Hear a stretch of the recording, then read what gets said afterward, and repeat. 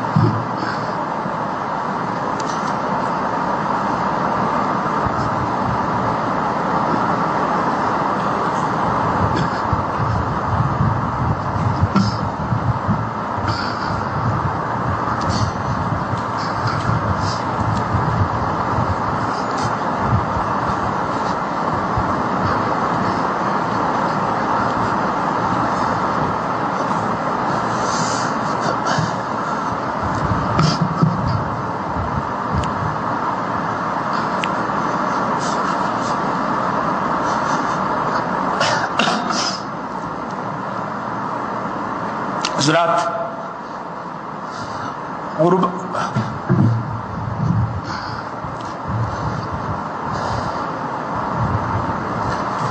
غربت نے جو مسائل ہمارے سماج اور ہمارے معاشرے میں پیدا کر رکھے ہیں اس میں سے ایک بہت بڑی الجھن اور ایک بہت بڑا مسئلہ سود کی لعنت ہے. ہمارا غریب طبقہ 5,000 کے لیے اور 10,000 کے لیے مارواڑیوں کا غلام ہے. صرف 5,000 کے لیے اور صرف 10,000 کے لیے مارواڑیوں کا غلام ہے. اور ایسا غریب طبقہ ہے، سال گزر جاتے ہیں، وہ 5,000 کا قرض وہ چکا نہیں سکتے، 10,000 کا قرض وہ چکا نہیں سکتے. صرف سود کی رقم چکانے ہی میں جو ہے ان کی ساری آمدنی خرچ ہو جاتی ہے. الحمدللہ ہمارے معاشرے میں ایسے افراد ہیں ہمارے سماج میں جو اپنے طور پر، جن کو اللہ نے، میں جانتا ہوں کچھ ایسے لوگوں کو جو اپنے طور پر غیر سودی قرضہ دیتے ہیں، مجبوروں کو اپنے طور پر غیر سودی قرضہ دیتے ہیں. غیر سودی قرضہ اس معنی میں کہ زیور لا کے رکھیے اور جتنا زیور آپ نے رکھا ہے اس کی آدھی قیمت آپ کو قرض میں دی جائے گی، آپ اپنی ضرورت پوری کرنے کے بعد پیسہ لوٹائیے اور اپنا زیور لے جائیے. الحمدللہ بہت سارے مقامات پہ بیت المال قائم ہیں اور بیت المال سے بھی ایسے بہت سارے غریبوں کی 2-4 سال پہلے وانمباڑی کی جماعت اسلامی کے تحت چلنے والے بیت المال کو میں گیا تھا، بیت المال کے سسٹم کو جاننے کے لیے.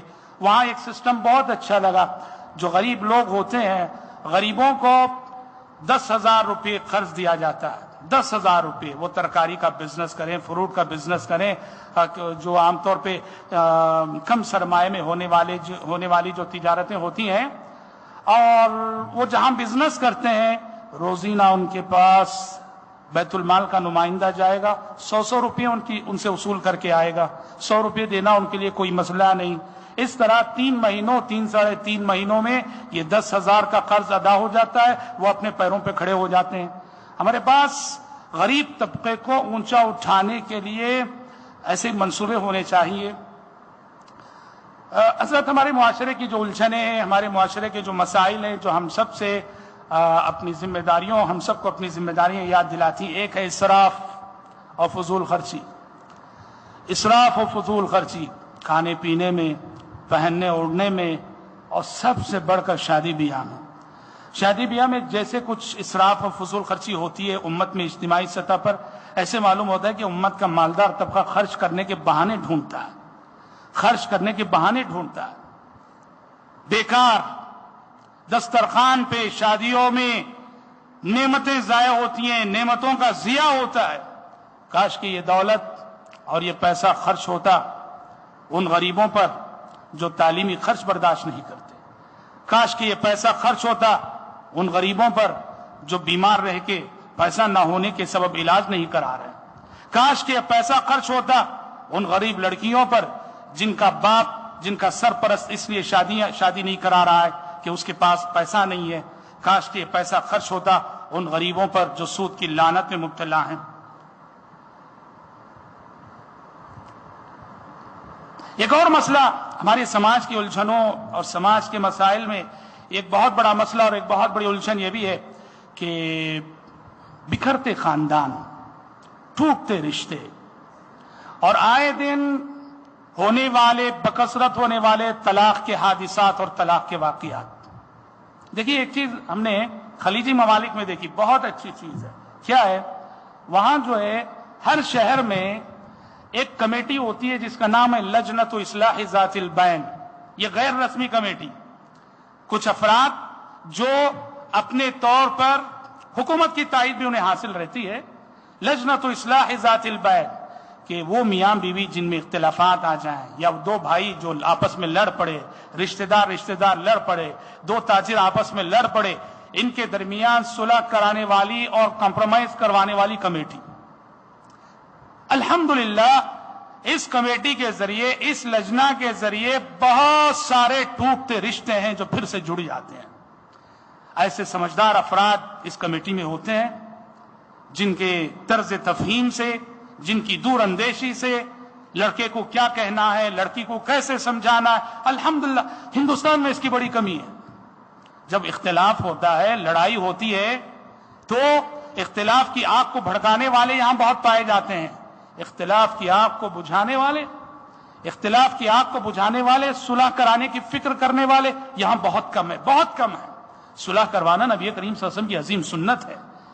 ضرورت ہے خصوصاً میاں بیوی کے مسائل میں یہاں ایسی کمیٹیوں. الحمدللہ جماعت سے کام ہوتا ہے صحیح, لیکن منظم طریقے سے اور اس کام کو منظم کرنے کی ضرورت ہے, اور ان ٹوٹتے رشتوں کو پھر سے جو ہے جوڑنے کی ضرورت ہے. حضرات, ہمارے معاشرے کا ایک بہت بڑا مسئلہ جو ہے بیوہ عورتیں ہیں.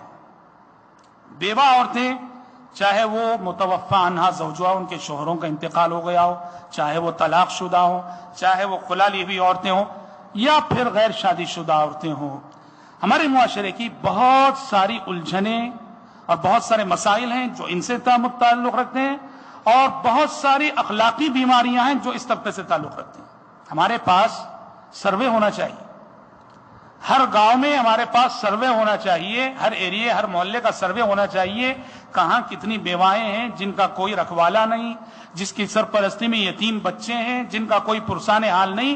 ہمارے پاس اس کا سروے ہونا چاہیے. الحمدللہ ایسے کچھ ادارے ہیں, بنگلور وغیرہ میں ایسے کچھ اداروں کو میں جانتا ہوں جو الحمدللہ ہر محلے میں سروے کر کے ایسی بیوائیں جن کے کوئی رشتہ دار ان کا دیکھ بھال نہیں کرتے, جن کا کوئی پرسان حال نہیں, ماہانہ ان کے اخراجات, ماہانہ ان کا جو بھی راشن ہوتا ہے, غلہ ہوتا ہے, سب پہنچا دے. بہرحال کہنا یہ ہے کہ سماج اور معاشرے کا بگڑا ہوا یہ منظرنامہ, اس کی اصلاح کی ذمہ داری ہم سب پر عائد ہوتی ہے, اور سب سے زیادہ یہ ذمہ داری علماء پہ عائد ہوتی ہے, ائمہ مساجد پہ عائد ہوتی ہے, عمائدین شہر پہ عائد ہوتی ہے, اصحاب اثر و رسوخ پہ عائد ہوتی ہے, جنہیں اللہ تعالیٰ نے سماج اور معاشرے میں مقبولیت عطا کی ہے, ان پہ عائد ہوتی ہے.